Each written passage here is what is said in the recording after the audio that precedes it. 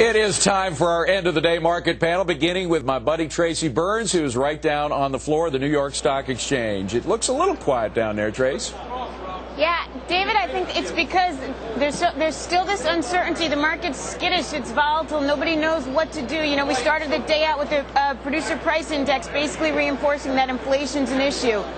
And, you know, no one's happy to hear about that. Then we get numbers from Lehman Brothers, starting to hear from the financials. And while the numbers were good, the market really didn't believe it. You know, they said, we're going to write off $3.5 billion, and pretty much everybody said, yeah, that's not enough. So there's this tentativeness, this skittishness, and this lack of conviction to the point where they'd much rather sell than buy at this point. You know, sell when the market's up, take their profits and go home, as opposed to putting more money in and buying at this point, at this time of the year. Still, though, then we get retail numbers. Sales are pretty good, and as a result, the retail stocks were up today. You know, in the Fox 50, Nike, Best Buy, Walmart, all did really well.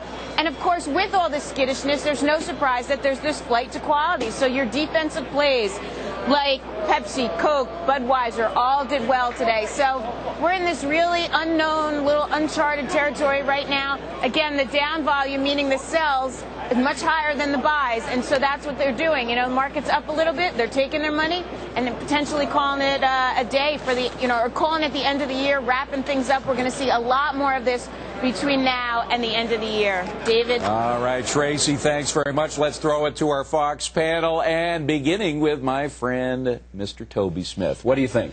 Well, look, we're going to have more write-offs in the bank. I mean, we're not close to the bottom in terms of the writing off. The question is, you know, we have a bottom when we do the really big unexpected write-off, and those stocks go up, and we're not quite there yet. I mean, as you know, full disclosure, we're short Citibank, we're short the NBI. You say we're not quite there yet, and then you said we're far away from there. How close are we?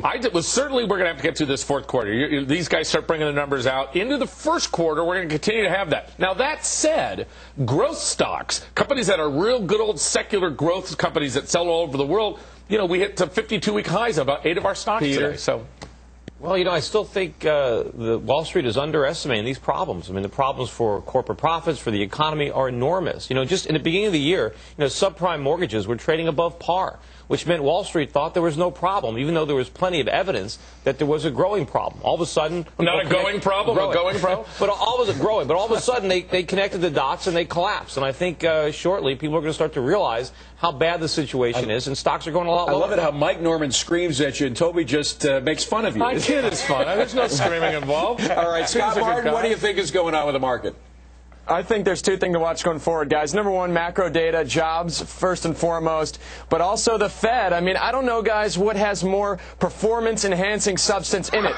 Global credit markets, sorry, Eric, or Major League Baseball. I'm telling you guys, look, watch the Fed and see how the market reacts. The market hasn't really taken what the Fed has done so far as exactly good medicine. They didn't like the rate cut. They haven't liked the rate cut since they started. I think you got to watch out for that because, again, the more the Fed pumps in, the more the market wants more, and that's not exactly a good thing. What about this new $40 billion window that the Fed announced yesterday? Well, it's a beginning. It gets the thing going. Remember, the key issues we've talked about is the fact that the London Interbank Exchange, the LIBOR rate, is still so much higher than it normally is. Until that gets unstuck, you know, we still have problems. So what they said was, we're going to not use the window, which is bad. You're going to do an auction. That's good. Well, you know, this is still an experiment, guys. They're still in the dark. And you see how that's going to go. You got to watch out 2 months to see how the subscription goes to that, because there's two phases thanks very much. The closing bell just a few minutes away.